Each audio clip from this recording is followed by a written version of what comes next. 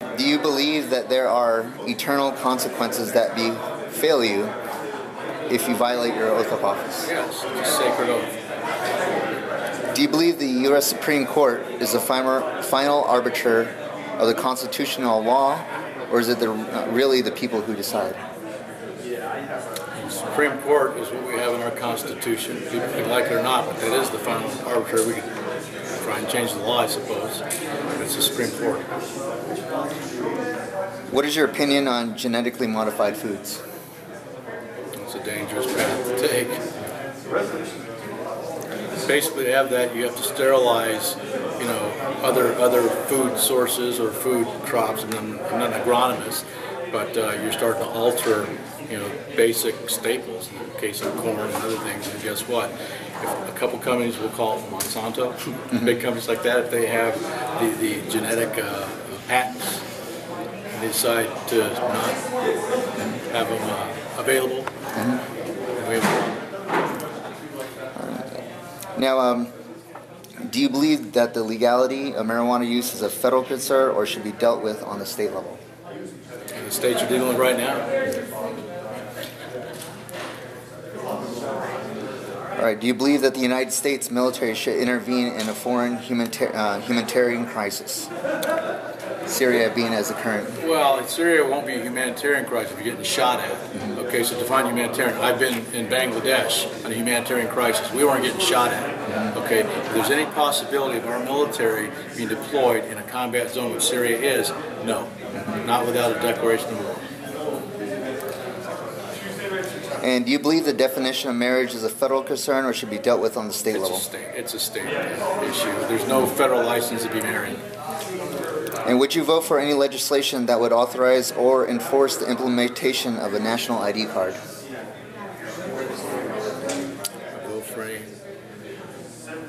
I think that starts to get close to encroaching on our rights. I mean, there's good arguments back and forth. Right now, I would say I could support that. We have all sorts of IDs that the federal government takes right now. And I don't know why a federal ID makes it any better security-wise or any other, I don't know, enhances what we have right now. Now, up there earlier, there was a question asked you about the EPA, about getting rid of the federal EPA. Yeah. Now, one of the alternates is a free market solution to the EPA, and talks about property rights. How would you be able to enforce property rights so that an individual, if their property was polluted on, be able to... Right. So the EPA, the question that I didn't like up there, because it's a federal agency, what I want to do with the EPA, Department of Education, I want to push them down the state level, because it's the states with their land, with their property rights, with the citizenry that we're talking about here. In the case of a business owner, and the EPA creates unnecessary burdens, regulatory burdens, I want the state to be there versus the federal government. I may not like it, but it's at the local level, not the federal level. Anything we do at the federal level adds more time and money. So when I said do away with the EPA, yeah, I would like to push that down to the state level, because I think states, or property rights is a great example, are better understood, closer to state level of me as a property owner arguing with the municipality or the state, or a jurisdiction within the state versus the federal government. So, in that context, yeah, I think the EPA should be pushed down, to the state level versus kept at the federal level. But do you believe that personal property rights can be enforced to... Are you talking about eminent domain? Eminent domain, anything that has to do with personal property rights is just that. They're my property. It's my property. I shouldn't be compelled to sell or liquidate my property if I choose not to. So I mean, eminent domain, it's been abused.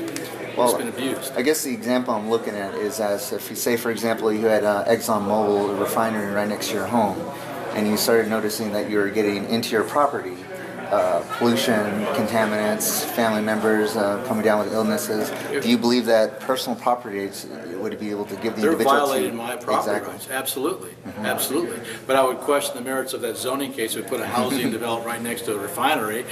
It probably exists. In Louisiana, actually. It does, but the bottom line is we have to have reasonableness. Who was there first? Okay, and what's reasonable here? When they got, so let's say the homes were.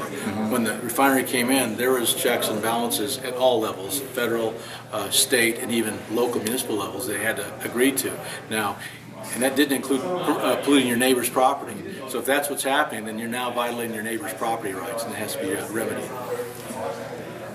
Now, with the biggest one is the one everyone always talks about is the National Defense Authorization Act. Those two specific subsections. They don't belong there. Exactly. It has nothing to do with funding the military. It has everything to do about eroding our rights as Americans. It has nothing to do with what the military's job is, to protect and defend this country against foreign enemies and domestic enemies. But the two issues that we're talking about here, as they don't belong in the National Defense Authorization Act. I would have made that very, very clear in my vote against it if it wasn't taken out. Again, I'm a military guy. I believe in the military. I believe it should be funded. But I also believe when there are parts of any bill, and we're talking about the National Defense Authorization Act, that don't belong there, they can't be there. Or else I'm going to vote against it. I mean, it just adds to a further erosion of our rights as U.S. citizens. And it could add more to a police state, and that's not good. And the last thing, do you believe in conscription? And if so, does it fall in line with the principles of liberty? Well, they had conscription during the Revolutionary War. I mean, it was a real national defense, national security issue there. It worked. And I think that when you look at the 10 years plus that we've been at war, I would wonder that if we had conscription, would these people be voting to continue the wars? So it's an interesting proposition. I think there's a real national emergency, a real national defense issue that we're attacked, like World War II. I don't know that the trade towers counts up because there wasn't a foreign army invading us. I think we have to look at conscription because we're now talking about the defense of this nation and invading force. So I think in that context, absolutely. If there's a threat, a foreign army coming to our shores, absolutely. Everyone has to pick up their pack and be part of this thing. But the caveat there, you know, there are a lot of jobs in the military that don't include squeezing the trigger. Okay, so if somebody is a conscientious objector, there's still jobs for those people. Okay, but again, wars that have gone on in our generation are undeclared. They're way too long. They're way too costly. There's no definition of what the war is. So who wants to be conscripted in that scenario? So again, getting back to the Constitution, Congress declares war. Okay, and if it's a national import to do that, and I think that we're going to be invaded. There's a real foreign military threat to this country. I think conscription has to be in play. I know I said one more, but I got one more question. It has related to healthcare. Now, would you introduce legislation that would give the opportunity to, if not abolish the Affordable Health Care Act, but provide competition for it by giving the individual the ability to have a privately medical option where absolutely. There's got to be a free market solution. Okay, the Affordable Health Care Act, it's not that. It's double what it was said to be, and it is a tax, okay? It compels you to do something. It's a tax. I don't know how that's constitutional, but I'm not a Supreme Court justice.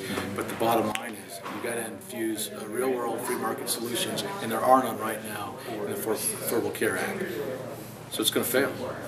And quite frankly, when it's pushed down the states, because of the 10th Amendment, the states can push back.